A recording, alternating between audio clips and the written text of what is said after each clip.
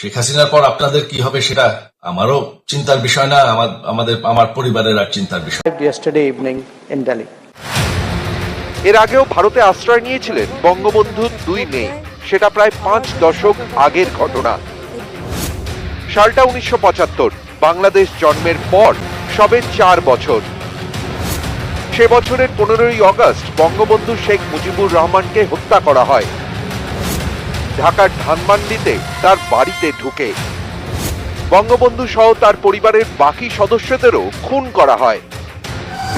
তখন স্বামী সন্তানদের নিয়ে জার্মানিতে ছিলেন শেখ হাসিনা, তার বোন রেহানাও সেখানেই ছিলেন, তাই তারা প্রাণে বেঁচে যান।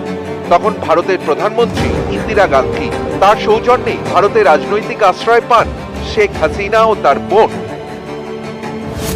দিল্লির গোপন ঠিকানায় রাখা হয় শেখ হাসিনা এবং তার স্বামী সন্তানদের, সঙ্গে ছিলেন হাসিনার বোন রেহানাও। ভারতে এসে ইন্দিরা গান্ধীর মুখে বাবা এবং পরিবারের অন্য সদস্যদের হত্যার খবর জানতে পারেন Hasina. 15th August in the morning we heard this news, but we couldn't believe it. Unbelievable that any Bengali could do it. Mrs. Gandhi immediately sent information. This so pain, it was very difficult, but we have to think what to do. We should do something. We cannot live like this. ভারতে থাকার সময় গান্ধী পরিবারের সঙ্গে ঘনিষ্ঠতা তৈরি হয় হাসিনার। ভারতের অন্যান্য রাজনৈতিক নেতাদের সঙ্গেও হাসিনার সম্পর্ক মজবুত হয়, যা পরে তার রাজনৈতিক জীবনের পথকে মসৃণ করে বলেই অনেকে মনে করেন।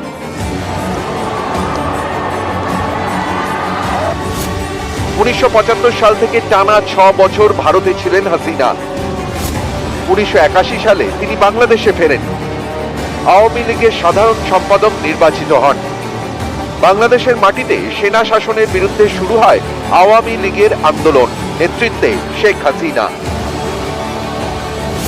1996 সালে প্রথমবার বাংলাদেশের প্রধানমন্ত্রীর চেয়ারে বসেন মুজিব কন্যা। 2001 সালের ভোটে হেরে যান।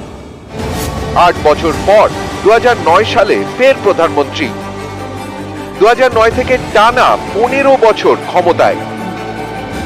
2024 সালের জানুয়ারিতে পঞ্চমবারের জন্য প্রধানমন্ত্রী হিসেবে শপথ নেন হাসিনা।